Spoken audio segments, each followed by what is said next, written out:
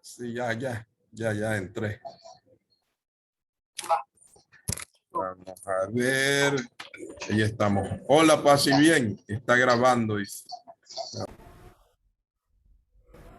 Hola, paz y bien. Vamos a iniciar con una oración pidiéndole la asistencia al Espíritu Santo para que nos acompañe, nos ilumine, nos fortalezca en nuestra tarea de compartir los valores del reino, de compartir la experiencia del Evangelio, que es la experiencia de Jesús entre los que más necesitan, entre los olvidados y sobre todo excluidos por la sociedad. Vamos a iniciar con la oración que está en esta carta encíclica de la Fratelli Tutti del Papa Francisco. Oración cristiana ecuménica. Dios nuestro, Trinidad de amor, desde la fuerza comunitaria de tu intimidad divina, derrama en nosotros el río del amor fraterno. Danos ese amor que se refleja en los gestos de Jesús, en su familia de Nazaret y en la primera comunidad cristiana. Concede a los cristianos que vivamos el Evangelio y podamos reconocer a Cristo en cada ser humano, para verlo crucificado en las angustias de los abandonados y olvidados de este mundo, y resucitado en cada hermano que se levanta. Ven, Espíritu Santo, muéstranos tu hermosura reflejada en todos los pueblos de la tierra, para descubrir que todos son importantes, que todos son necesarios, que todos son rostros diferentes de la misma humanidad que amas. Amén. Gloria al Padre, al Hijo y al Espíritu Santo, como era en el principio, ahora y siempre, por los siglos de los siglos. Amén. Bien, con esta oración vamos a dar inicio a nuestro tema del día de hoy, que es la historia de la evangelización franciscana. No sé si se logra ver ahí. Estoy compartiendo pantalla y ustedes logran verlo. Sí, se mira. Muy bien, muy bien. Y entonces vamos desde la historia de la conquista hasta la independencia. Ese periodo de 200 años es el que vamos a recordar, ¿verdad? Ahorita que estamos hablando de independencia, ahorita que estamos hablando de Día de Hispanidad, ahorita que hablamos de todos esos momentos tan duros y tan difíciles para nosotras, para nosotros. Pero bueno, vamos a ver esta historia entonces de la evangelización franciscana. En la introducción voy a presentar un poco los franciscanos antes de la conquista, quiénes eran, ¿verdad? Cómo fue que vinieron a América. Cristóbal Colón, ¿verdad? Que se dice que, entre comillas, fue franciscano, terciario franciscano, y los franciscanos como tal, los primeros viajes de una aventura misionera, conquista material y espiritual, los graves problemas de los conquistadores, los primeros misioneros, los 12 apóstoles, la misión en Centroamérica, dos entidades franciscanas comprometidas con la evangelización, los franciscanos en el proceso de la independencia, la exclaustración, ¿verdad? Y también en la extinción de las órdenes religiosas. Entonces es un poco largo, pero muy interesante. Bastantes datos históricos, ojalá que nos ayuden a nosotros. Bueno, aquí tenemos una primera imagen que impacta verla. Véanla ustedes y a ver qué sienten viendo esta imagen. Les dejo un momentito para que puedan ver esta imagen.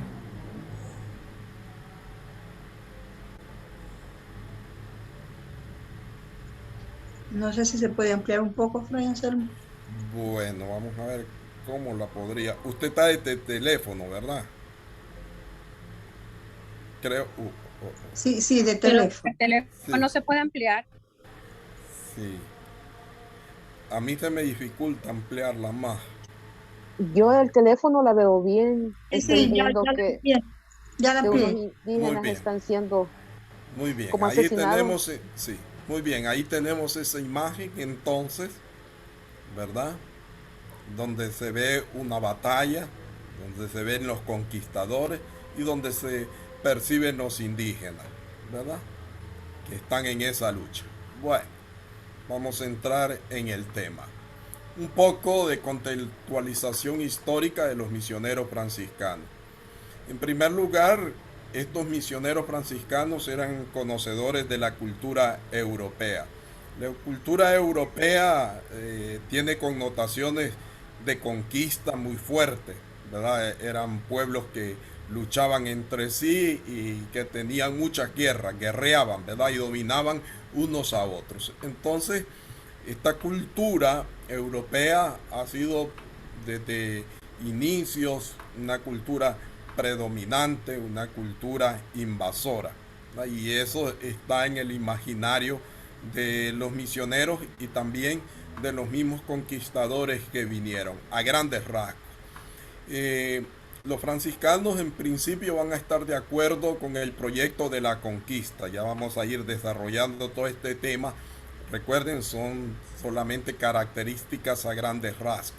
Y bueno, al estar de acuerdo con el proyecto de la conquista significa que están de acuerdo con lo que los conquistadores van a hacer en un principio.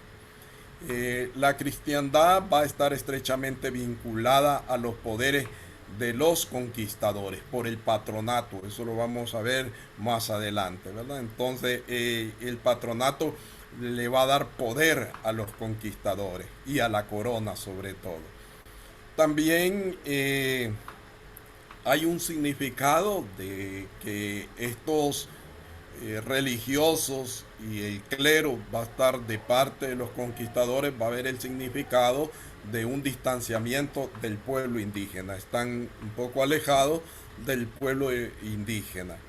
Los misioneros entonces, a la luz de la palabra, descubren su quehacer teológico de cara a las nuevas culturas descubiertas. Entonces se van descubriendo nuevas culturas, nuevos grupos, nuevas tribus, y ellos van respetando la forma de vida de eso. No todos, por supuesto, pero una gran mayoría sí. Y se dejan interpelar por esta nueva realidad tejida de explotación y de esclavitud. Y aquí viene lo más complejo de este tema, que los conquistadores explotaron, que los conquistadores esclavizaron a los indígenas. Entonces ya aquí tenemos un problema muy serio. Los frailes en general, los misioneros, están influenciados por un humanismo de Erasmo de Rotterdam y del terciario franciscano Tomás Moro. Que esos elementos políticos humanistas están muy arraigados en ello. También se ve reflejado en el aprecio y el valor de los nativos y de su cultura. Ya vamos a ver eso más adelante. Eso va a llevar a favorecer proyectos educativos para enseñarles a los indígenas a leer, a escribir, para enseñarles otros elementos que ya ellos pues sabían, por supuesto, a su manera. Estamos hablando del idioma en ese sentido. También están influenciados por grandes pensadores cristianos, el cardenal Enrique de Sousa, Domingo de Soto, Fray Melchor Cano, John Mayor, Estrada, Celaya, Medina, Carvajal. Y también por grandes santos, ¿verdad? San Pedro Regalado, San Diego de Alcalá, San Pedro de Alcántara, Salvador de Horta, el Beato Nicolás, San Pascual Bailón, San Francisco Solano, o sea, toda esa estos grandes santos van a influenciar a los misioneros. Entonces Aquí vemos pues esos elementos que son fuertes en la vida de los misioneros. Los misioneros franciscanos, sobre todo, recuérdense que no solamente hay misioneros franciscanos, también hay misioneros dominicos, ya los vamos a ver adelante, hay mercedarios, agustinos, jesuitas, hay un buen grupo, pero los primeros que vinieron fueron los franciscanos y los dominicos, fueron los primeros misioneros que vinieron a América o en esta área de Centroamérica. A otros lugares pues llegaron otros misioneros también junto con los franciscanos, sobre todo al área del sur de Chile. Hay un libro muy interesante de Argentina, ¿verdad? Toda esa área de Argentina, también hacia acá hay otros libros interesantes de esta historia. Miren este libro que recoge toda la historia de los misioneros franciscanos en estos territorios nuestros. Bien, y así sucesivamente hay otros documentos importantes. Por ejemplo, este de Argentina de Valentina Airolo, Funcionarios de Dios y de la República, ¿verdad? Que también recoge toda esta experiencia de los misioneros en toda América, en el descubrimiento de América. Entonces, volviendo al tema, los misioneros se van a identificar con los vencidos, con los que sufren toda clase de injusticia. Esa es una de las características más fuertes, más profundas que los van a identificar a los misioneros. Son infatigables en su amor y su defensa de los indígenas, en la defensa del pobre, que son en primer lugar los indígenas o los indios, porque pensaban que llegaban a las Indias occidentales, por eso se les llamó los indios. Hay una postura profética que ya la vamos a descubrir y radical frente a las injusticias de los conquistadores. Aquí van a haber enfrentamientos fuertes entre franciscanos, dominicos y los conquistadores. Los franciscanos y los dominicos se van a enfrentar a los conquistadores. Como San Francisco de Asís, van a abrazar a los nativos maltratados. Además, descubren la humanidad de Cristo pobre y crucificado en el rostro sufriente de los indígenas. Estos indígenas que son maltratados, estos indígenas que viven en situaciones de esclavitud y de explotación, los franciscanos les van a ayudar a salir de eso y van a luchar hasta en España, ¿verdad? Ya con la corona española, con el rey, ¿verdad? Van a llevar sus cartas, sus informes, van a enviar todo lo que ellos piensan que puede contribuir a la defensa de los indígenas. La conquista va a ser un choque entonces de civilizaciones. Sin embargo, no se habla de civilización cristiana, sino de cristiandad. Los conquistadores reconocen que el patronato es un doble poder, evangelizar y conquistar, pero los conquistadores se van a enfatizar más en la conquista armada, ¿verdad? Y en el acaparar las riquezas naturales que habían aquí, el oro sobre todo. Entonces ellos se van a aprovechar de eso y van a tratar a toda costa de explotar a los indígenas. El Consejo de India tenía los poderes para enviar misioneros, para nombrar obispos, organizar las diócesis y proveer lo necesario para su tarea evangelizadora. Eso dado por el patronato. Es decir, cuando la iglesia cede al emperador, cuando la iglesia cede a España esos poderes, entonces el rey, ¿verdad?, va a tener ese poder. Los conquistadores no tuvieron apertura a la cultura indígena, pues la mayoría era gente sin cultura, totalmente ambiciosos que implementan el sistema de conquista violenta, de esclavitud, contrarios al deseo de una nueva civilización cristiana. En un principio ese era el gran deseo de que se diese una civilización cristiana. Pero no se da eso. Ya vamos a ver por qué. Y los misioneros dominicos y franciscanos se opusieron entonces a la ambición y al abuso de estos conquistadores. Esto es interesante y ya vamos a ver cómo se va a desarrollar. Misionalidad de la orden franciscana. Bueno, el papel de los misioneros en las tierras descubiertas. Sobre todo vamos a hablar de estas dos entidades, que son los misioneros recoletos o de propaganda fides, ¿verdad? Y los observantes como tal. Luego, la conquista espiritual está unida a lo material, es decir, es la conquista de tierras y de almas. Luego vamos a ver más adelante cómo vamos a ir profundizando un poco más. Este proceso fue sumamente violento, sangriento y desleal, ¿verdad? Que deteriora el sistema de la vida de los aborígenes. Destruyeron los cacicazgos, las fiestas solemnes, las ferias, los mercados y las relaciones entre otras tribus que había antiguamente.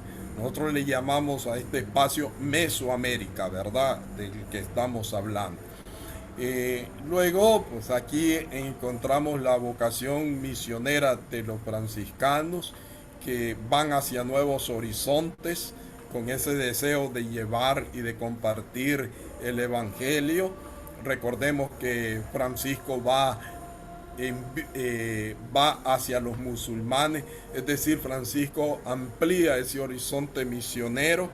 Francisco va a caracterizar, por decirlo así, la misión de la orden más allá de lo católico, va con la fe musulmana, entonces va a entrar entre los musulmanes, ¿verdad? En paz, no en violencia, no en conquista, no en cruzada, sino en paz, aunque Francisco se involucra en la Quinta Cruzada para ir con los musulmanes, no a luchar, sino a dialogar. La propuesta misionera, evangelizadora de Francisco es diferente y esto es lo que tenemos que entender de la misionalidad de la orden franciscana. La reforma de la observancia de las órdenes mendicantes, este es un detalle interesante. Viven la radicalidad de la regla y del evangelio, la austeridad, la pobreza. Es decir, esos misioneros franciscanos que vinieron pertenecían a esa reforma de la observancia que estuvo muy en boga en España y sobre todo con el cardenal Cisnero, que ya lo vamos a ver un poco más adelante. Entonces aquí Cristóbal Colón, ¿verdad? Este hombre que se dice fue franciscano y el descubrimiento de las nuevas tierras, es decir, en el año de 1493. Vamos a hablar de esa fecha. Asimismo, el arzobispo franciscano Francisco Jiménez de Cisneros es el confesor de la reina, imagínense ustedes, y el vicario general de la observancia, de la reforma, ¿verdad? Y es este cardenal el que se va a interesar en la obra misionera en el Nuevo Mundo y va a pedir el apoyo a los reyes católicos para que vengan misioneros con Colón, ¿verdad? Para que acompañen a Colón en esa aventura para descubrir nuevos mundos, ¿verdad? O para descubrir a las Indias. Por eso nos llamaban indios, ¿verdad? El título de indio responde a eso. Yo no voy a seguir ese título de indios porque es muy peyorativo en nuestras tierras. Decirle a alguien indio es muy ofensivo. Tampoco somos europeos, ¿verdad? No nos vamos a creer europeos, pero es muy peyorativo decir indio en algunos países más que otros. Una vez, hay dichos, ¿verdad? Una vez yo dije en un país con mucha población indígena y estábamos reunidos muchísimo y bueno, yo dije indio comido puesto al camino y me quedaron viendo todo. Eso no se dice aquí, me dijeron, híjole, sí.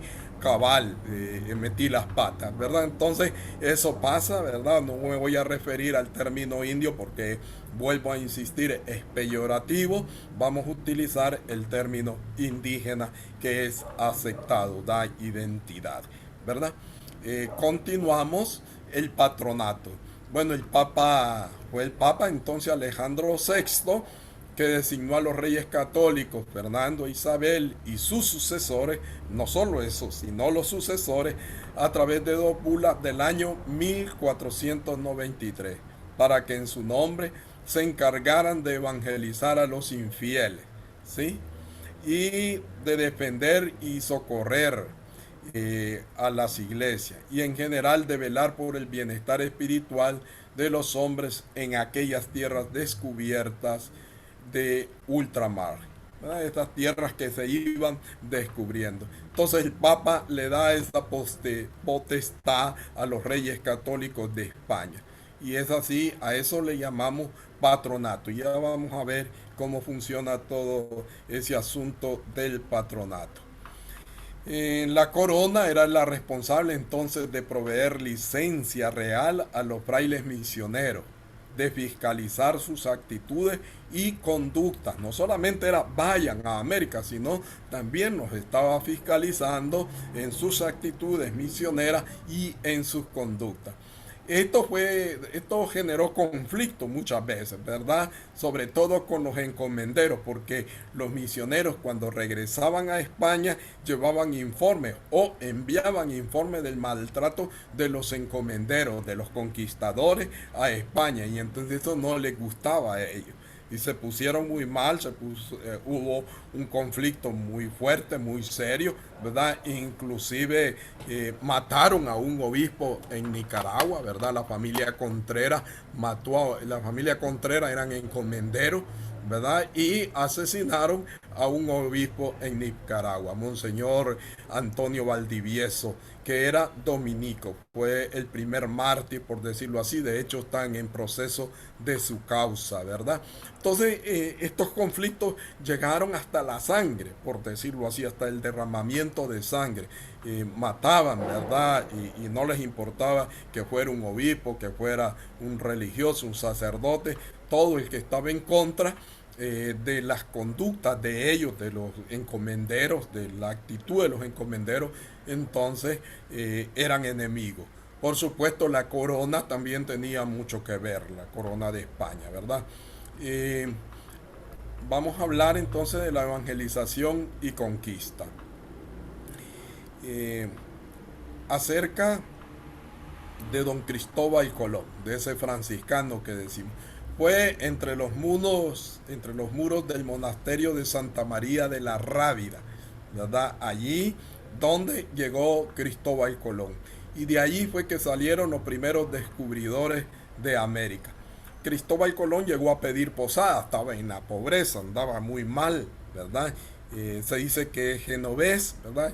Y llega ahí pidiendo posada a ese convento. Y los frailes lo acogen amigablemente y muy pronto se interesan en los proyectos que Cristóbal Colón tiene. Aquí hay dos frailes importantes en ese encuentro de Cristóbal Colón allí en Santa María de la Rábida. El primero es el guardián Juan Pérez.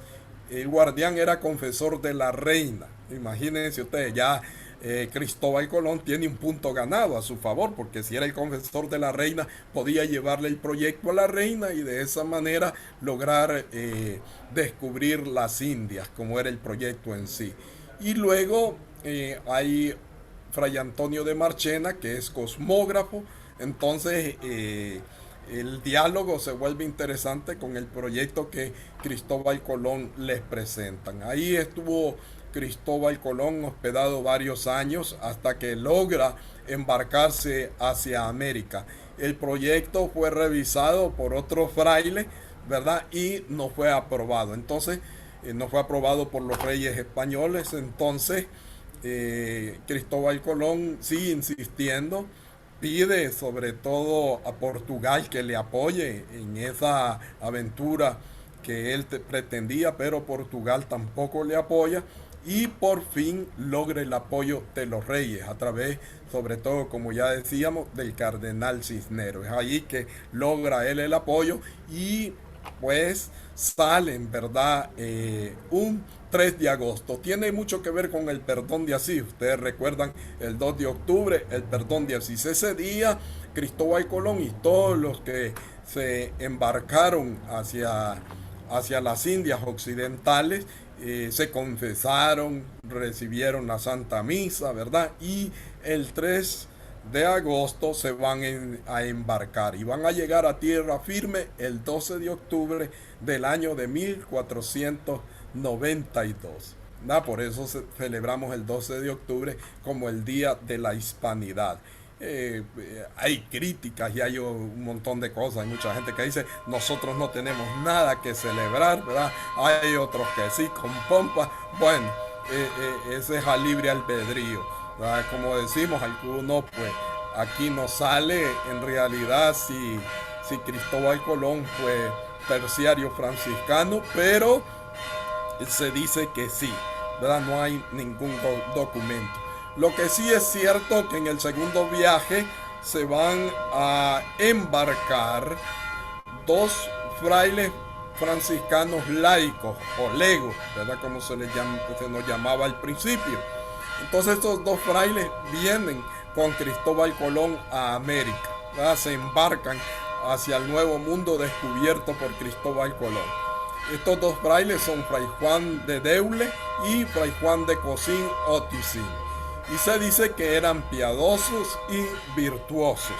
O sea, eran laicos, piadosos, frailes laicos, piadosos y virtuosos.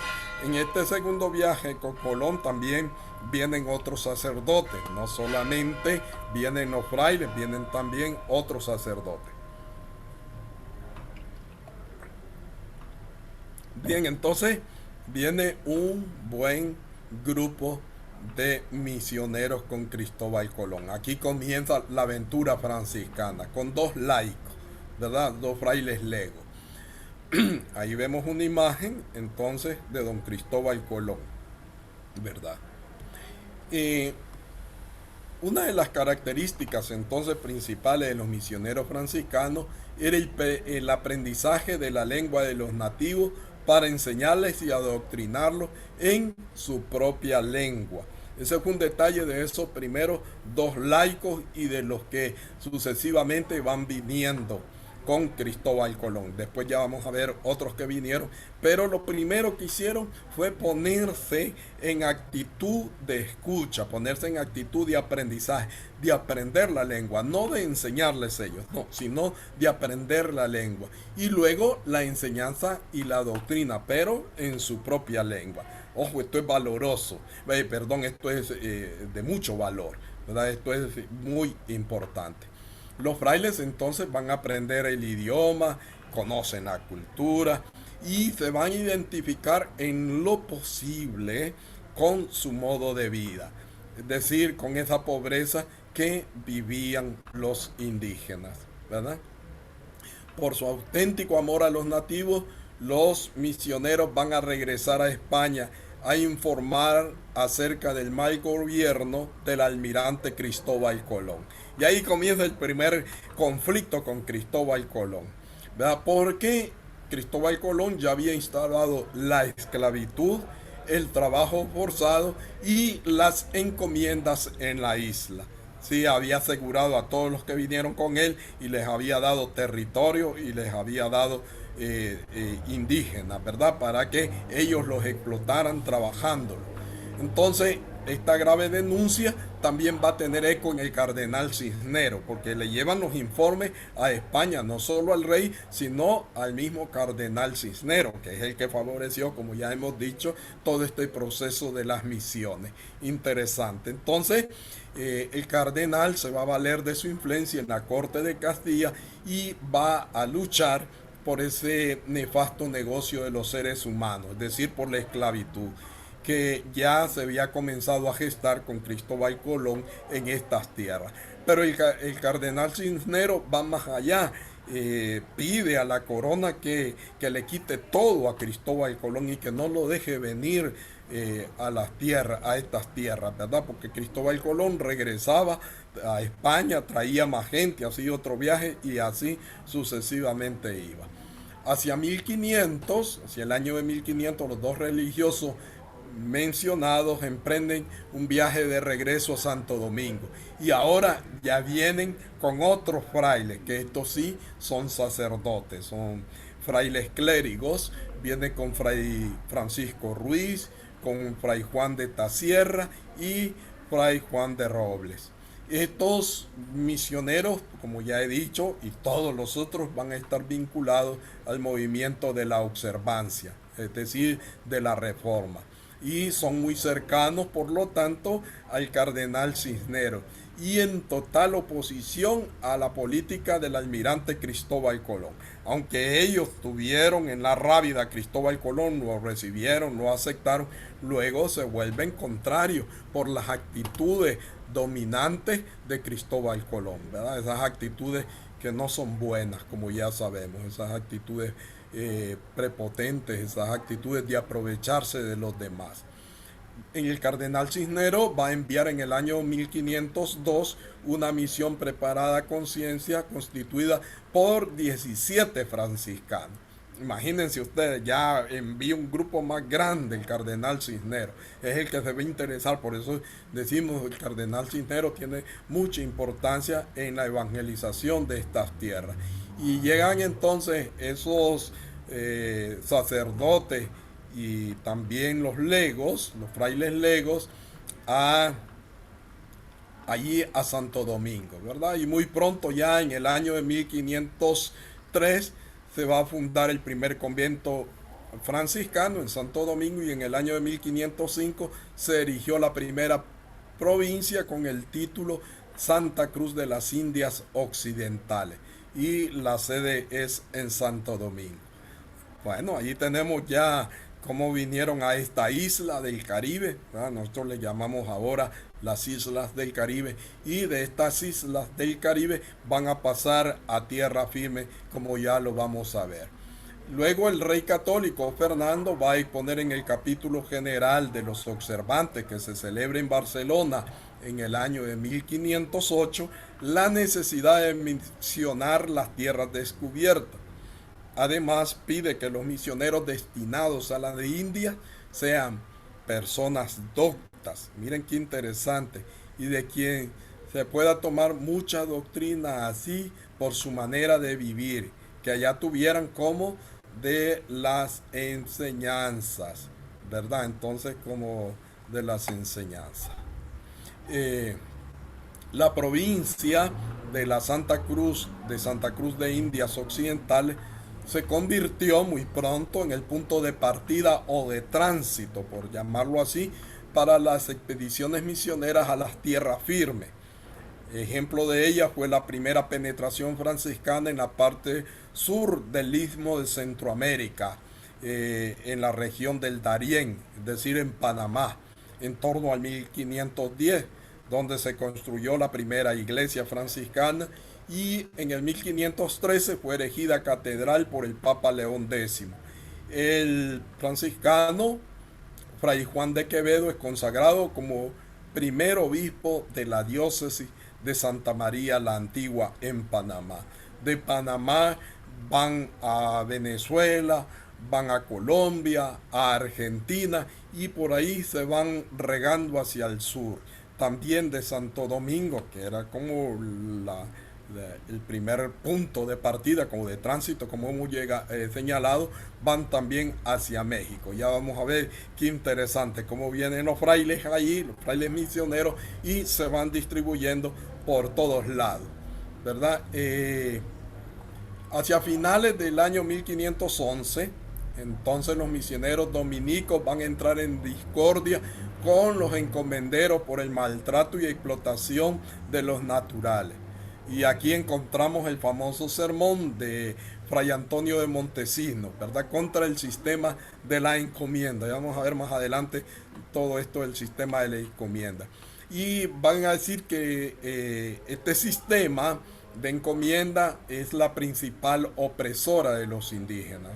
Allí entonces vamos a descubrir que frailes como Fray Alonso de Espinar, que es el superior de la provincia de la Santa Cruz y comisario de India, además de informar en España de estas vejaciones a los indígenas, no está de acuerdo con el sistema de encomienda, pero a él se le da la facultad para redactar las ordenanzas de Burgos. Ya vamos a ver eso en el derecho, qué importante es, como también los frailes se van metiendo en aspectos legales o de que promueven la defensa de los nativos, de los indígenas. Eh,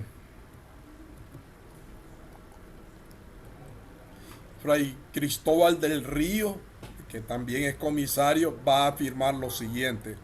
Los indios, en la manera de aquel entonces, los indios que están en la isla donde hay cristianos, que son la Española y Cuba y San Juan y Jamaica, son libres, dice él, puesto que no han repugnado a la doctrina evangélica, y condeno de todo en todo la manera pasada que eran encomendarlos a los cristianos, porque los han muerto de excesivo trabajo.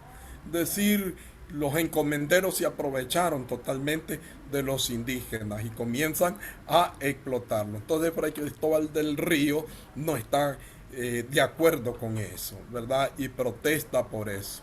También el obispo Fray Juan de Quevedo, que llega a Panamá con un significativo grupo de clérigos, entre los cuales también van 6 franciscanos.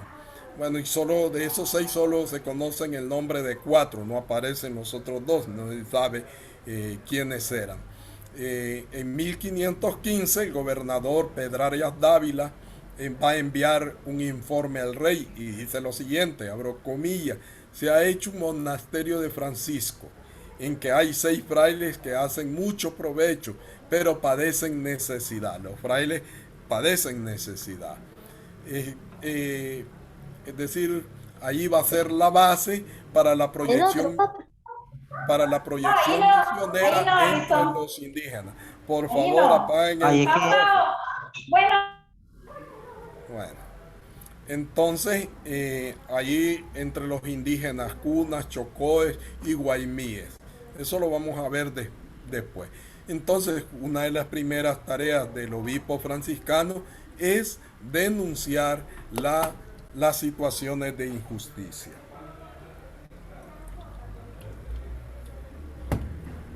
Bien, continuamos.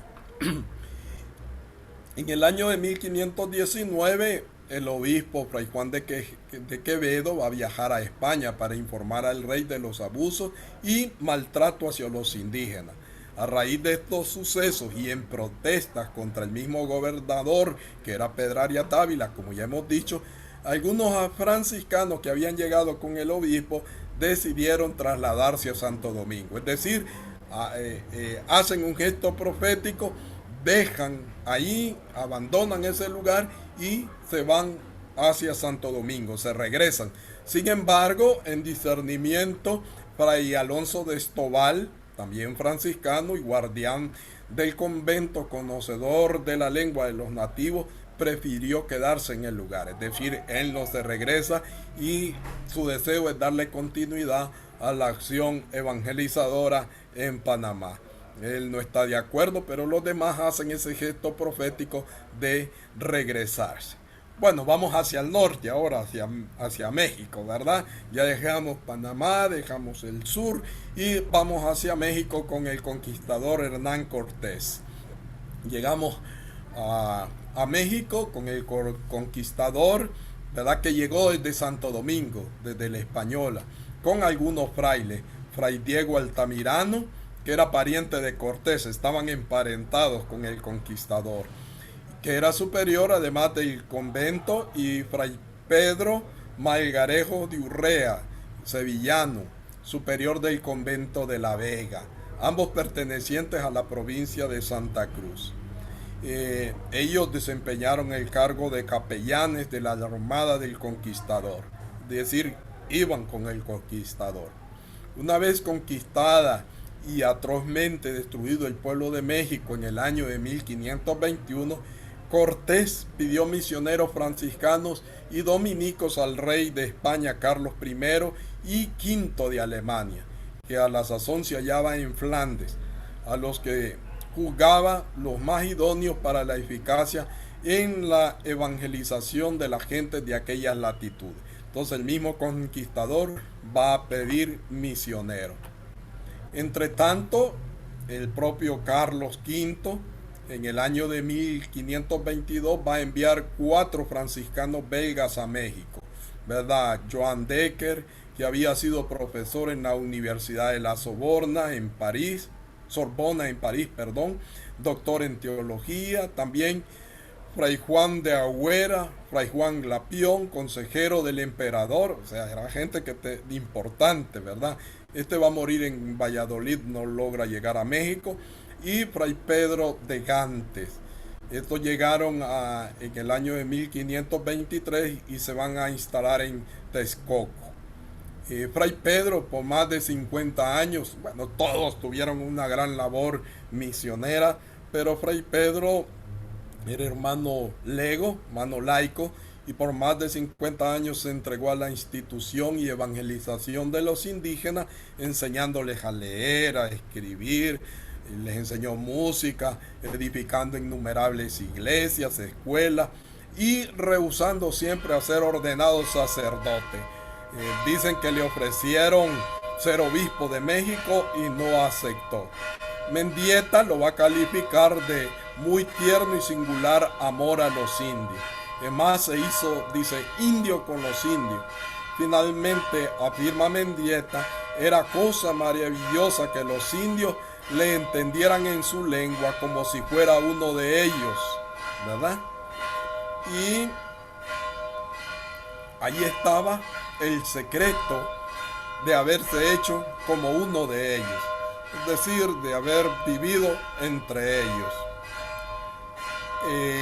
El ministro general, Fray Francisco de Quiñones, elige en el año de 1523 12 religiosos de la provincia de San Gabriel y los envía el 4 de octubre del año 1524.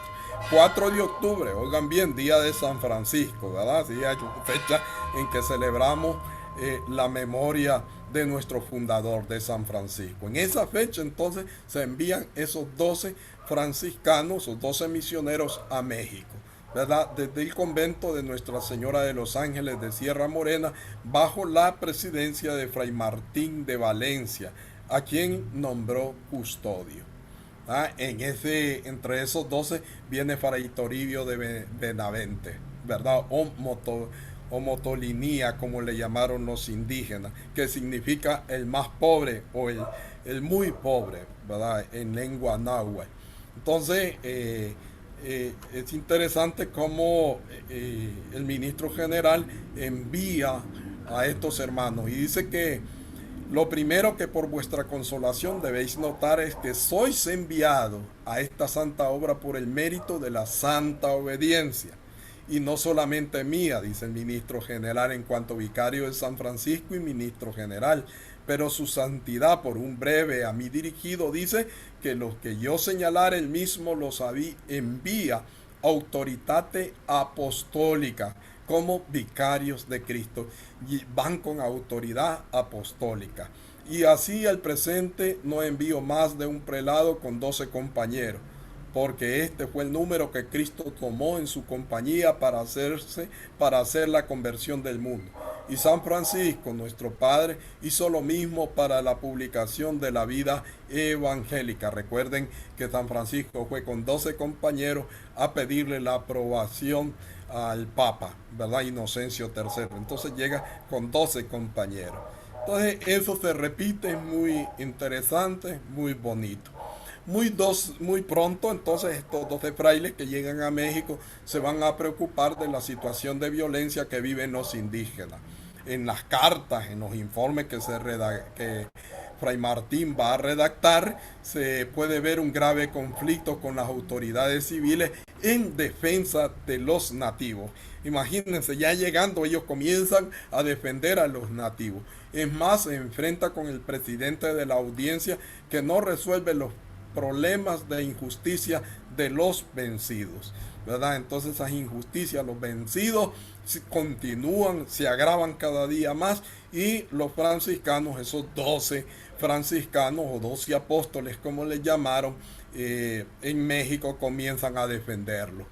En el año de 1532, en el capítulo de Tolosa, la emperatriz Isabel había escrito una carta a los franciscanos para que cada una de las provincias de Castilla, es decir, allá en España, fueran a misión a las tierras descubiertas. Ya en el año de 1535, en el capítulo general de Niza, se impone a cada una de las provincias españolas la obligación de enviar 3 o 4 religiosos cada trienio a las Indias. O sea, asumen un compromiso importante de estar enviando misioneros. Y esto es importante para la defensa de los nativos en estas tierras.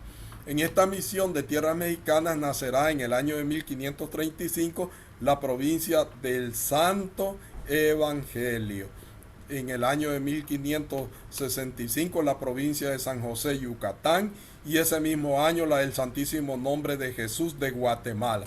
La provincia de Guatemala tiene muchísimo que ver en el territorio de la misión tanto de Honduras como de El Salvador. Ya lo vamos a ver más adelante. Y en el año de 1575 la provincia de San Jorge de Nicaragua y Costa Rica, entre otras que nacieron después, es decir, otras custodias, sobre todo en Honduras, ¿verdad? Entonces ahí vamos a ver. Vamos a pedir a la hermana Reina que desactive su micrófono, por favor. Entonces allí estamos en eso.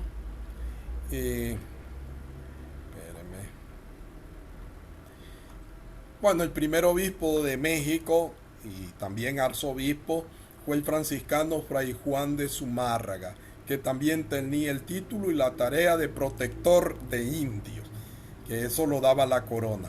En este contexto los franciscanos tienen una disputa en Valladolid ante Carlos V, defendiendo a los indígenas como seres racionales, y se opusieron radicalmente a los colonizadores desaprensivos. Continúa el pleito, como ya vemos, continúa los franciscanos defendiendo a los pobres, defendiendo a los indígenas. También van a sobresalir algunos misioneros. Fray Lorenzo de Bienvenida, ¿verdad? Fray Lorenzo de Bienvenida fue a Yucatán, después Guatemala, después Nicaragua y por último a Costa Rica. Lo mismo que Fray Pedro de Betanzos, que es fundador de la provincia de Nicaragua, y también en Costa Rica, Fray Melchor López y Fray Antonio Margil de Jesús, que también fueron grandes misioneros en la Talamanca. Estos recorrieron Yucatán, Guatemala, Honduras, Nicaragua, Costa Rica. Fray Margil de Jesús va a fundar en Guatemala el Colegio de Misiones, que tenía por fin la conversión de los indios llamados Talamanca en Costa Rica. Bien, aquí vemos a un fraile defendiendo a uno de los indígenas que es explotado, que está trabajando, ¿verdad? Esta es una pintura interesante de esa actitud de los franciscanos. En el año de 1622, la Santa Sede toma la dirección inmediata de la empresa evangelizadora con la Sagrada Congregación de Propaganda Fide. Luego el capítulo general de Toledo, de los franciscanos, por supuesto, en el año 1633 va a ordenar, siguiendo estas directrices, que se erija un colegio en cada una de las naciones, España, Italia, Francia, germano-belga, pero no consta si se llevó a cabo este mandato del capítulo. Lo cierto es que el padre Antonio Linás de María Jesús fundó en el año de 1683 en Santa Cruz de Querétaro, México, de la provincia de Michoacán, el primer colegio de propaganda fide de las misiones entre infieles, aunque dependiente del Consejo de India. Este es el primer colegio en América y de este colegio dependieron las misiones en Costa Rica entre las tribus de la Talamanca. Esto es interesante para la misión franciscana, los colegios de propaganda fide o recoletos como se les llamaban, y por eso son las dos instituciones que tenemos de los franciscanos: los observantes por la reforma en España y los recoletos por este mandato del capítulo general de 1633, ¿verdad? Que pide que se le dé fuerza a la misión por lo que la Santa Sede ya había dicho. A finales de 1685, desde la Santa Cruz la Santa Cruz de Querétaro, Fray Melchor López y Fray Antonio Marquil van a llegar a Guatemala. Predican un año allí en Guatemala y luego pasan a las provincias de San Salvador, Honduras, Nicaragua, donde predicaron misiones entre los indígenas convertidos y también entre los españoles. No solo la misión está dirigida a los indígenas, sino también a los mismos españoles, ¿verdad? Que son explotadores. En el año de 1689 ambos frailes ya estaban en Costa Rica y se internaron en las montañas de Talamanca. Así también en búsqueda del martirio con otros frailes de la provincia ya de San Jorge llamado Fray Sebastián de Alas. Y después de graves peligros con su predicación lograron bastantes conversiones. Esto es interesante. Aquí vemos una imagen antigua de Fray Margil de Jesús, muy famoso en las misiones de la Talamanca y de todo Centroamérica. Le llaman el fraile de los pies alados porque dice que caminaba rapidísimo y nadie le podía dar alcance. Era muy rápido, muy ágil para caminar. Iba descalzo, ¿verdad? Como vemos en la imagen, está descalzo. Siempre iba descalzo, ¿verdad? No usaban zapatos y caminando, ¿verdad? No usaban caballos para trasladarse. Bueno, y vamos a hablar un poquito de estos colegios de propaganda fide, ya que vimos el mandato del capítulo general de los frailes, que se pedía que se erigiese o que se mandaba que se erigiese los colegios de propaganda fide. Vimos ya el de Santa Cruz de Querétaro y ahora el que se autoriza en el año de 1700, el 16 de julio, la fundación de un colegio apostólico de misioneros de la Orden de San Francisco en la ciudad de Guatemala. Este colegio de Cristo crucificado, famosísimo. El colegio de Cristo crucificado se surtió entonces de religiosos de otras provincias franciscanas, principalmente de España, pero ya desde los principios se le agregaron algunos de la Santísima, de la del Santísimo Nombre de Jesús de Guatemala y también de la de Nicaragua, de la de San Jorge. También estos miembros del colegio, además de los ejercicios de la oración, imagínense, 2 horas diarias de oración y 6 meses de especial retiro para los que acababan de llegar embarcadas. No era que llegaban de España y ahí nomasito los enviaban a la misión, no, los tuvieron o los tenían 6 meses en retiro. También esto era para templar sus almas para los riesgos espirituales y materiales de la evangelización. Todos los frailes en el colegio estaban obligados a 1 hora diaria de conferencias de casos de teología moral. Por eso eran frailes preparados, formados los que iban a la misión. No eran cualquiera, ¿verdad? Que va así nomás, vamos a evangelizar, agarremos la Biblia y vamos de viaje. No, eran preparados. El proyecto misionero se volvió favorecido también con el apoyo decisivo del Papa Adriano VI, que mediante la bula omnímoda en mayo de 1522 concedía privilegios y amplias facultades a las órdenes mendicantes con respecto a la evangelización en América. Pero otro apoyo a la tarea misionera dado por este mismo Papa el 10 de mayo de 1523 con la bula Exponi Nobis, dirigida al emperador Carlos V. Entonces ahí vemos cómo el Papa, aunque había cedido, aunque había dado el patronato, en patronato estas tierras, siempre está interesado, ¿verdad? Y va a apoyar a los misioneros, ¿verdad? No se habla en ningún momento de cisma, no se habla nada de eso, aunque los misioneros eran bastante independientes.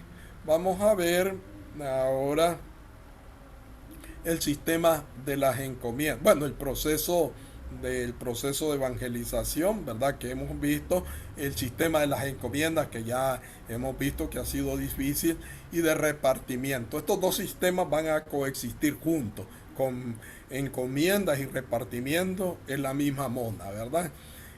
Fue realmente una institución muy peculiar de la conquista militar autorizada por la corona, que por un lado permitió consolidar un sistema de explotación en que el conquistador se repartía la tierra y la población. De esta manera los indígenas fueron doblemente explotados e ilegalmente esclavizados. Y por otro lado, incluye los aspectos sociales, económicos, políticos, religiosos y de instrucción cristiana y de civilización. Bueno, en principio los misioneros van a aceptar este sistema de encomienda, porque en cierta manera coincidía con el método evangelizador de las reducciones, las doctrinas, poblaciones de indios, como se les llamaba, que eran hechos casi siempre por los misioneros, que desde un comienzo con gran entusiasmo se dedicaron a formarla. Sin embargo, los misioneros dominicos y franciscanos jugaron un papel importante en la denuncia y abolición de la política de la encomienda. Vamos a ver cómo es que se da este proceso de evangelización, y los misioneros otra de las características de este proceso de evangelización es que los misioneros van a destronar el latín y el castellano para acercarse aún más a los indígenas en su propia lengua. De hecho, los frailes formados en las universidades españolas habían ya desplazado la lengua latina, ¿verdad? De modo que las ciencias y las artes perfeccionaban el idioma español. Vamos a ver que en una instrucción dada en Zaragoza el 29 de mayo de 1503 se disponía que en cada pueblo de India se construyese una iglesia. Eso era lo que se tenía que construir primeramente, una iglesia cuyo capellán, además de enseñar a los naturales, es decir, a los indígenas, la doctrina, enseñara a leer y a escribir a los niños. En el 1513 otra cédula de Valladolid ordenaba: todos los hijos de los caciques se entregarán a la edad de 13 años a los frailes franciscanos, los cuales les enseñarán a leer, escribir y la doctrina cristiana. Imagínense, eso tuvo un fuerte impacto, ¿verdad?, en las doctrinas de los franciscanos. Bien, entonces, con la finalidad de corregir los abusos y maltrato a los indios, las ordenanzas de Granada del año de 1526, en aquel momento sede de la corte del emperador Carlos V, había dispuesto rigurosamente que cada expedición tenía que ser acompañada por un mínimo de 2 religiosos sacerdotes para la enseñanza y conversión de los naturales y para que velasen por su buen tratamiento. Ya el emperador sabía que los conquistadores eran tremendos y se podían aprovechar, entonces tenían que venir con ellos 2 religiosos.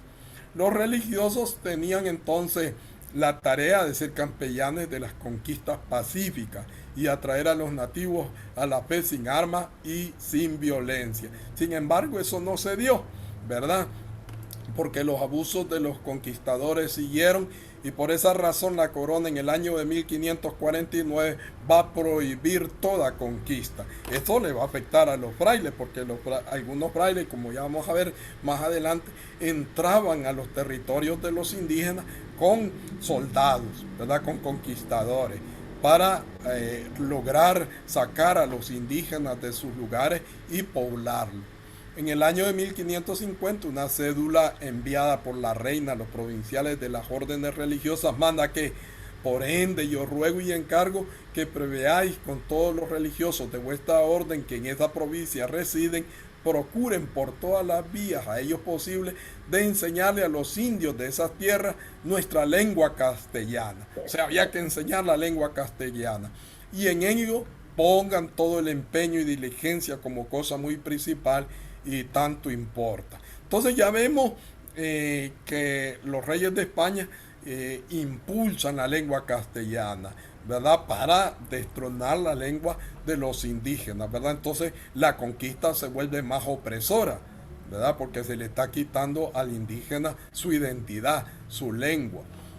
Sin embargo, esto no funciona del todo así, porque en el año de 1592 el obispo de Nicaragua y Costa Rica va a manifestar su preocupación de conocer la lengua de los indígenas, ¿verdad? Él se preocupa de que el clero aprenda la lengua de los indígenas para que los evangelice.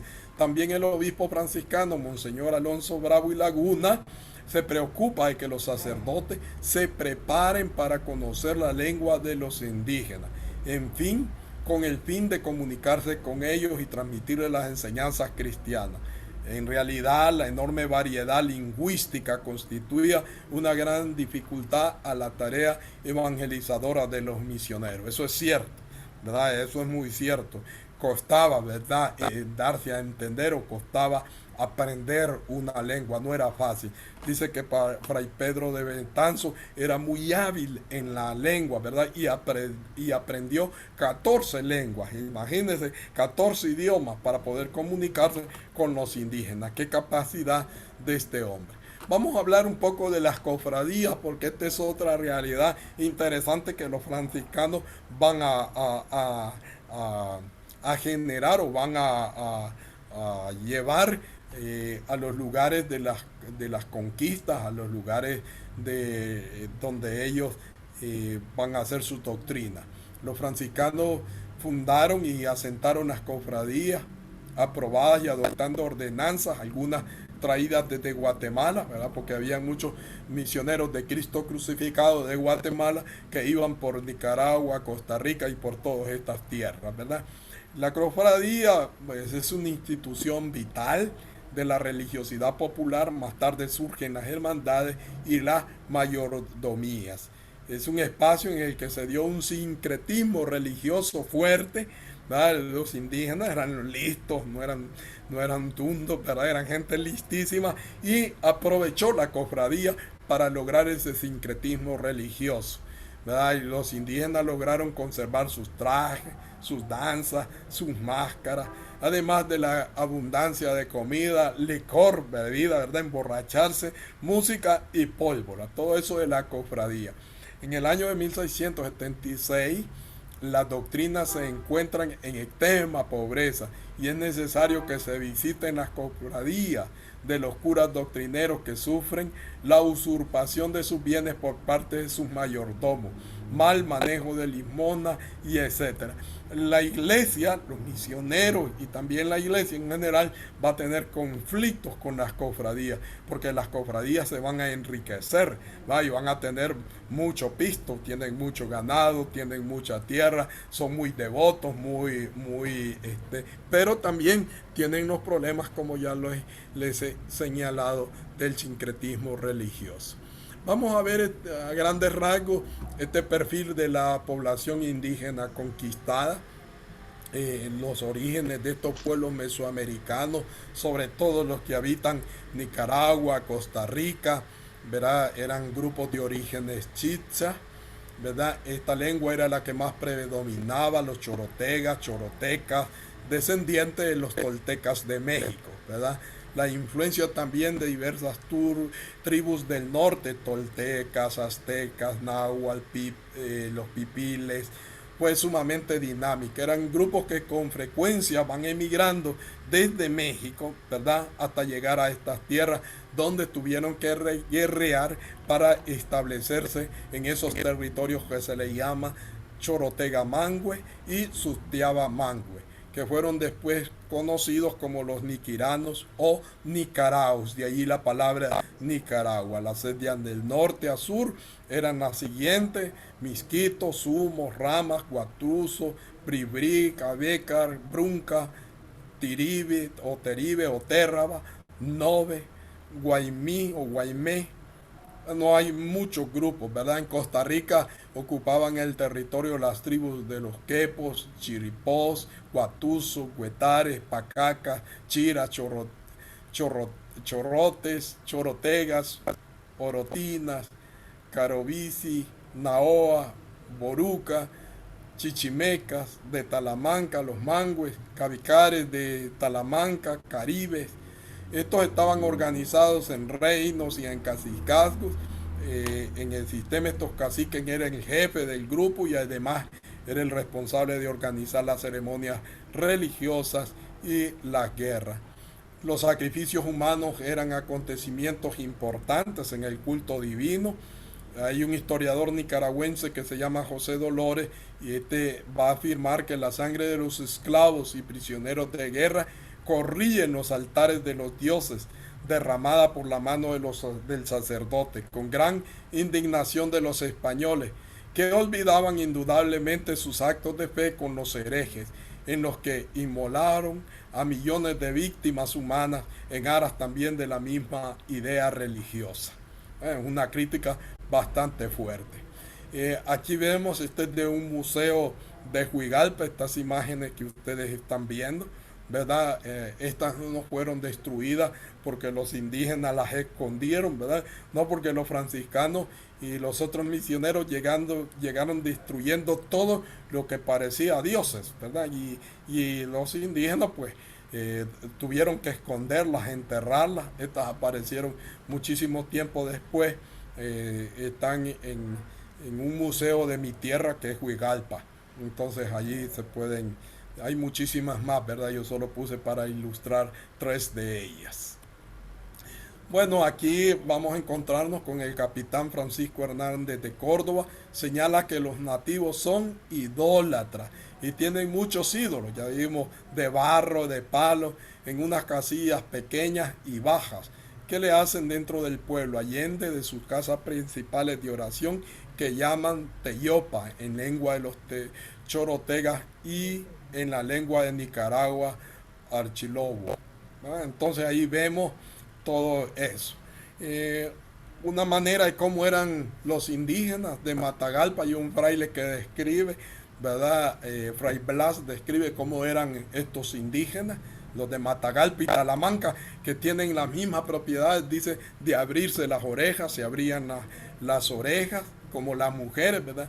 Acostumbran los indios, dice, de la conquista de Matagalpa y de Talamanca, abrirse las orejas a modo de las mujeres, en donde se ponen huesos y palitos, y en el labio de abajo, que también se lo abren. Se pone, bueno, hoy nos asustamos, ¿verdad? Con estos jóvenes que vemos que tienen aritos y todo eso, y se abren por todos lados. Esto ya existía desde antiguo, ¿verdad? Entonces dice que hay una aguja grande de plato de metal un poco gubiada y con esa se van abriendo los hoyos, ¿verdad? También se pinta la cara, el cuerpo de color negro, ¿verdad? Y cuando salen a pelear o a robar a los pueblos circunvecinos que son de indios cristianos, se ponen, dice, tan feos y horrorosos con esa pintura que parecen demonios, es decir, se pintan todo. Usan los hombres pelo largo, imaginen, y muchos de ellos tienen la cabeza chata o aplastada, las cuales desde chicos les ponen en sus madres las cabezas una prensa, ¿verdad? Para que tengan la cabeza algo aplastadita. Interesante estos datos de nuestros indígenas. Los de Matagalpa, bueno, vamos a ver las tierras para la corona y almas para Cristo. Este era un lema, ¿verdad?, entre los conquistadores: tierras para la corona y almas para Cristo, ¿verdad? La conquista espiritual, es decir, la conversión de los nativos, además de los franciscanos, estaba a cargo de los misioneros dominicos y mercedarios, que fueron los más negados pioneros de la obra evangelizadora en Centroamérica. Pero también vinieron otros, agustinos, jesuitas, etcétera. Ya los veremos después, todo el trabajo que ellos hicieron. Miren, aquí vemos a Fray Cristóbal de las Casas escribiendo al rey, defendiendo al indio, ¿verdad? Defendiendo a los nativos, al indio como se le llamaba antes por las Indias occidentales. Algunas regiones, ¿verdad?, los misioneros optaron por el método de la conquista pacífica y se dedicaron con gran interés al aprendizaje de la lengua de los nativos. Y ello hacía que la conversión de los mismos aumentara cada vez más. Este es un detalle interesante, ¿verdad? La conquista pacífica no siempre se dio, por supuesto. Bueno, aquí vemos la rebelión. Los nativos se rebelaron, ¿verdad?, contra los frailes, asesinaron a algunos frailes, ¿verdad? Hay varios mártires misioneros, ¿verdad?, que murieron en esas montañas intentando evangelizar a los nativos. Sobre todo en Talamanca fue muy difícil y fue muy complicado. No lograron los frailes como en otros lugares, como en Nicaragua, ¿verdad?, que habían grupos o tribus o cacicazgos más tranquilos, más dóciles. En la Talamanca era muy difícil, ¿verdad? Muy difícil y nunca los lograron conquistar. Fue una total derrota para los misioneros, ¿verdad? Hay mucha historia que contar.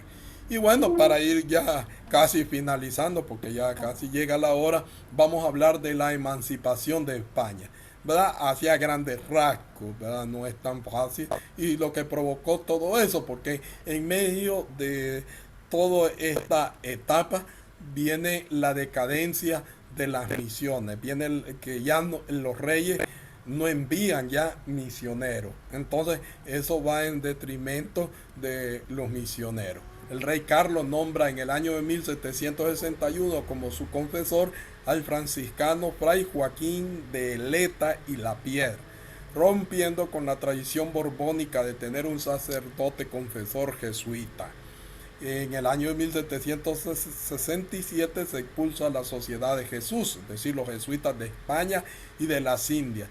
El Papa Clemente XIV, para recuperar los territorios perdidos y la confianza de los Borbones que habían pedido la supresión de la orden de los jesuitas, concede en 1773 la supresión, deroga y extingue la Compañía de Jesús, ¿verdad?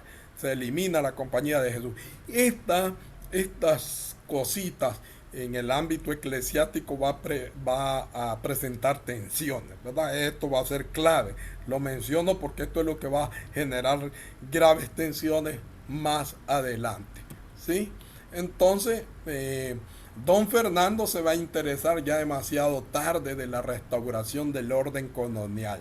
Para ello va a pedir al Papa Pío VII su apoyo y promulga en el año de 1816 un apostólico, Exi Longissimo Terrarum, dirigido principalmente a los arzobispos y obispos, a los queridos hijos del clero de las Américas, sujeto al rey católico, el cual ha sido un llamado para que se sometieran nuevamente a las autoridades españolas. Ya había una tensión, ya había divisiones, etcétera, y esto fue generando graves dificultades.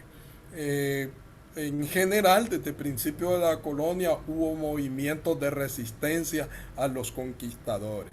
Después fueron surgiendo otros grupos que, junto a los criollos, así se le llama a los españoles nacidos en América, y los pueblos originarios, desafiaron el poderío de la corona española. En esta etapa dolorosa, esta es una etapa muy dolorosa de nuestra historia, ¿verdad?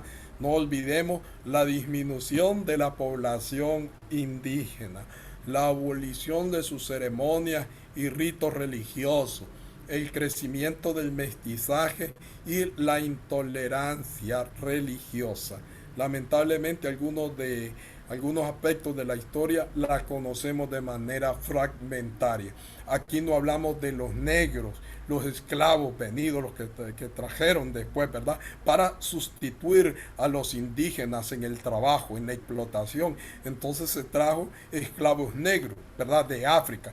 Y por eso en muchas franjas de nuestros países, sobre todo en el Atlántico, hay muchas personas de color negro que fueron esclavos que se trajeron de África. Aquí poca mención se hace a eso, pero en aras de la historia tenemos que recordarlos y tenemos que hacer memoria de ellos porque son personas, ¿verdad? Entonces, con eso pues termino con ustedes. Este ha sido un recorrido grande, ¿verdad? Como he dicho, es interesante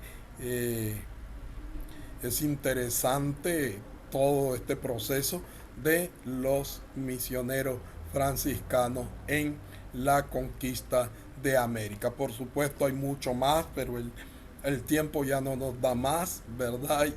Y así es bonita esta historia, para algunos es muy interesante, pero como franciscanas y franciscanos y como cristianos tenemos que conocer qué fue lo que pasó, ¿verdad? ¿Qué sucedió? ¿Qué aconteció, ¿verdad? Ahí. Entonces, les dejo la palabra si quieren opinar, si quieren decir algo, ¿verdad? Tal vez Miriam desde el sur para saber un poquito de los franciscanos misioneros hacia el sur. Hay muchos escritos, ¿verdad? Este que les he señalado es bastante, pero muy interesante y muy crítico, ¿verdad? Sobre todo, ¿verdad? Ahí no anda con cuestiones. Es un documento bastante crítico. ¿Este documento está aquí en Guatemala, Fray? No, fíjese que ese documento yo lo encontré en Panamá por casualidad, en una librería en Panamá. Entonces no, no está ahí, no está aquí. Al menos yo lo Lo que sí busqué en la tengo librería entendido, Loyola y no estaba en la librería Loyola. ya. Lo que yo tenía entendido es que, por ejemplo, los indios de El Salvador, ¿verdad? De Nicaragua y de Costa Rica desaparecieron, ¿verdad, Fray? Los, sí, Ahí las están órdenes se en Google. extinguieron con la independencia, con los gobiernos liberales, extinguieron las órdenes, Justo Ah, Rufino Barrios, sobre todo en Guatemala, pero antes Francisco Morazán, ¿verdad? Con la federación, los estados federados, entonces entró en un conflicto, sobre todo en el hecho de ejercer el patronato. Pero los frailes y la iglesia conocía muy bien y seguían en ese proceso de evangelizar. Pero estos gobernantes eran anticlericales, ¿verdad? Y también masones, ¿verdad? ajá. Con un amigo hemos entrado en debate, pero hay algunos documentos que señalan, ¿verdad?, que eran anticlericales, eran masones y ellos extinguieron con decreto las órdenes mendicantes o los exclaustraron, ¿verdad? Los expulsaron de aquí. Pues siempre porque ellos fueron proféticos, fueron defensores de los nativos. Seguían siendo esos defensores, ¿verdad? Y ahora no eran los misioneros españoles, sino los criollos. Había muy pocos misioneros españoles. Una Muchas preguntita gracias, que me Fray. quedó una Sí, duda. ajá, Miriam, adelante. ¿Qué tal? ¿Cómo estás? Bien, adelante. Cuando hablas de el sistema de encomiendas y de repartición, Sí, puede ser que, por lo que entendí, o sea, en un primer momento convivían tanto el sistema de encomienda como la evangelización, digamos, las dos cosas sí, fueron juntas. El, el, a ver, el motivo de la, digamos, de la separación fue que los frailes, tanto dominicos como franciscanos, no estaban de acuerdo con el tratamiento así es. de los pueblos originarios y ahí empiezan a surgir los conflictos, ¿no? Así es, correcto. Recuerden ustedes que desde un inicio la iglesia está muy vinculada a la política, es decir, a la corona. Está muy Claro. vinculada con el imperio por el patronato y por muchas cosas. Iglesia e imperio se identifican muchísimo.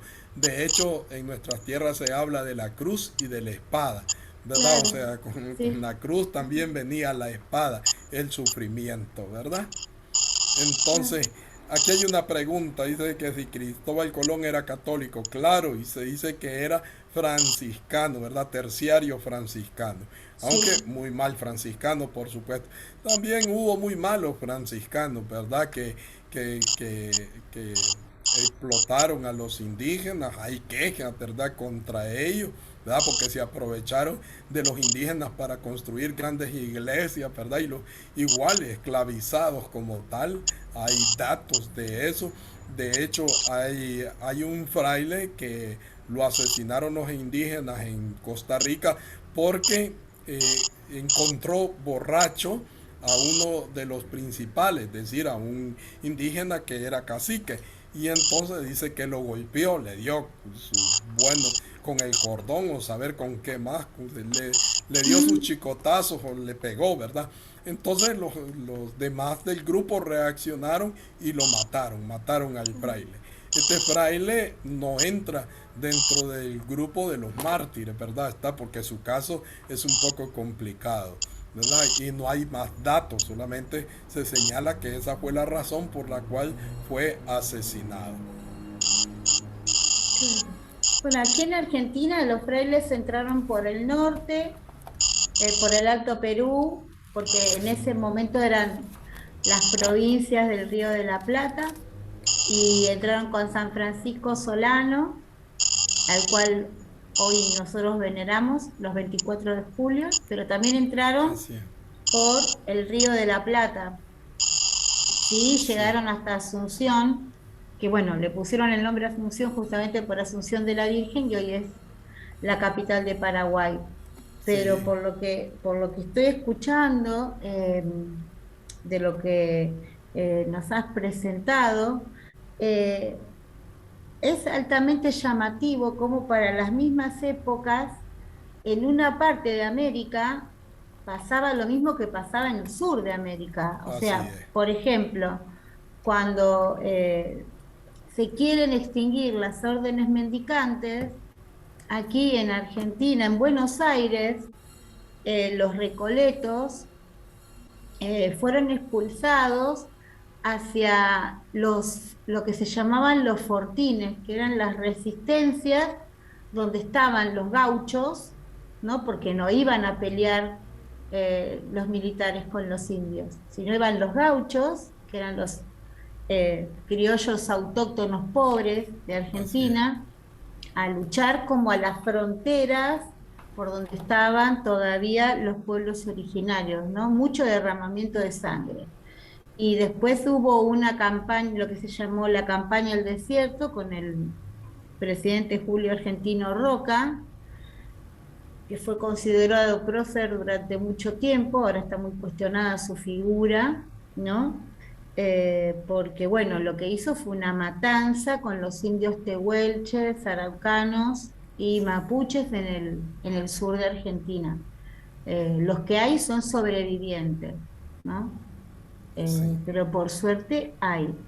Quedaron y contaron la otra parte de la historia, que eso es lo valioso, ¿no? Sí. Hay mucho de esta historia que se parece. De hecho, Muchísimo. de hecho muchos franciscanos fueron de aquí al Perú, pasaron Ah, Panamá, se embarcaban pues, ¿verdad? Al Perú. De hecho, muchos esclavos nicaragüenses, ¿verdad? Muchos indígenas que los esclavizaron, los hicieron esclavos, los vendieron al Perú, los llevaron. Así es que hay mucha de nuestra sangre allá, ¿verdad? estamos todos Porque fueron, conectados, diría el cabal, Papa estamos Francisco. interconectados, como dice el Papa Sí, Francisco, tal cual. desde nuestras raíces ancestrales, ¿verdad? Nuestra cultura se parece, hay muchas cosas de los bailes, de la música, de la danza, ¿verdad? Y todo, hay mucho parecido y bueno, esto es importante recuperarlo y valorarlo, ¿verdad? Porque es parte de nuestras raíces, de nuestra historia. Lamentablemente en muchos lugares ya se perdió el idioma, es decir, se ha ido perdiendo y esto va afectando también a la misma iglesia, ¿verdad? Porque hablamos de independencia, ¿independencia de qué? ¿De ¿Verdad? qué? ¿De Claro. quién? ¿Verdad? Entonces, si fuéramos independientes de España, también fuéramos independientes del idioma español, por supuesto, ¿verdad? De la lengua castilla. Habláramos nuestras propias lenguas, nuestras propias, pero eso se ha ido perdiendo y lamentablemente esta es parte de la connotación de indio. Porque cuando alguien escucha hablar, dice, híjole, estos son indios. Porque por eso es peyorativo, porque hablan su lengua. Y ese es un valor que hemos ido perdiendo en muchos de los países de Centroamérica, por supuesto. Y creo que hay esfuerzos internacionales por recuperar, porque nuestros gobiernos no se preocupan por eso, ni les interesa eso. Pero a nivel internacional hay esfuerzos para lograr eso. Me preguntaban sobre un libro de historia franciscana. Aquí tenemos este gran bloque, son 2 tomos, ¿verdad? Este lo pueden conseguir los que son salvadoreños en Planes de Rendero. Nuestro obispo Fray Romeo Tobar Astorga ha compilado todo este material, ¿verdad? Hay bastante de eso. A mí me gusta escribir, de hecho esto que les he compartido es de un libro que próximamente saldrá a luz si Dios quiere, ¿verdad? Una investigación que ya llevo 6 años trabajándola, Ah, entonces estoy en bien. eso Y luego está este libro que yo he trabajado en Guatemala, que por decirlo así, aborda todo esto que ya les he dicho, pero es específico de un departamento de Santa Rosa en Guatemala. Entonces van estos materiales, hay más libros interesantes e importantes. Ya les voy a enseñar otro que es de El Salvador, lo que ya es bastante, ya es bastante, ya es bastante. No, no creo que se encuentre en la Loyola. Las relaciones, dice, entre iglesia y Estado en la República de El Salvador, escrito por un fraile, ya por Fray Marcos Rigoberto Salinas, un fraile que ya murió en un accidente. Y bueno, hay bastante material que podemos encontrar para profundizar en la espiritualidad franciscana en nuestras tierras, la herencia que nos dejó, que nos han dejado y que nos siguen dando los franciscanos hoy en estas tierras, y el modo de misionar, de evangelizar, la conquista pacífica y no violenta y armada. Todo esto sigue siendo ahora como una iglesia en salida, pero no violenta, no una iglesia que impone, sino una iglesia que camina, una iglesia sinodal, como le llama el Papa Francisco, y que tenemos que hacer ese esfuerzo ecuménico, que tenemos que hacer ese esfuerzo para compartir hoy nuestro franciscanismo y para compartir también la alegría del Evangelio. Bueno, que creo que estamos ya hacia el final. Muchísimas gracias a todos y a todas los que nos han acompañado en esta formación internacional. Agradecemos a la JPIC de Roma por el aporte que nos da, o sea, facilitando esta plataforma de Zoom. Ellos nos han dado esta plataforma de Zoom para que podamos llegar a ustedes. Oremos por estos misioneros que no fueron buen testimonio también, para que el Señor los perdone. Oremos también por estos conquistadores que hicieron mucho mal.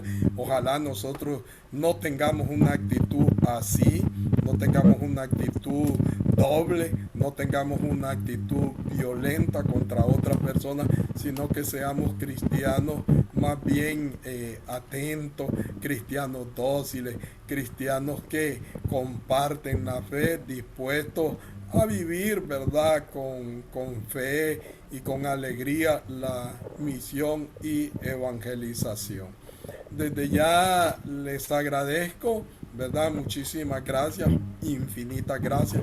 Para usted hace falta el tema de las clarisas. Gracias, hermanas clarisas, que aquí están presentes. Hay que ver la llegada de ellas, ¿verdad? La figura femenina dentro de todo esto, ¿verdad? Sobre todo el área de Guatemala, en México, y todo eso, cómo vinieron ellas, y también su labor y su trabajo misionero, ¿verdad? En todo eso. Hay muchos temas todavía entretejidos que tenemos que compartir. Yo en el documento que estoy trabajando, investigando, pues por ahí voy metiendo algo de eso. Algunas cosas pues no se encuentran, ¿verdad? Pero hay otras que sí.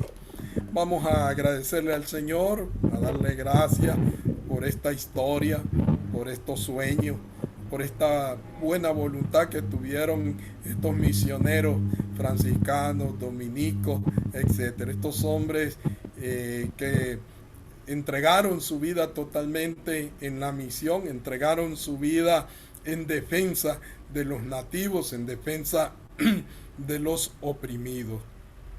Gloria al Padre, al Hijo y al Espíritu Santo, como era en un principio, ahora y siempre, por los siglos de los siglos. Amén. Que San Francisco nos dé esa fuerza misionera, ese seguir soñando, ese seguir buscando el bien de muchas almas, la salvación de muchísimas almas.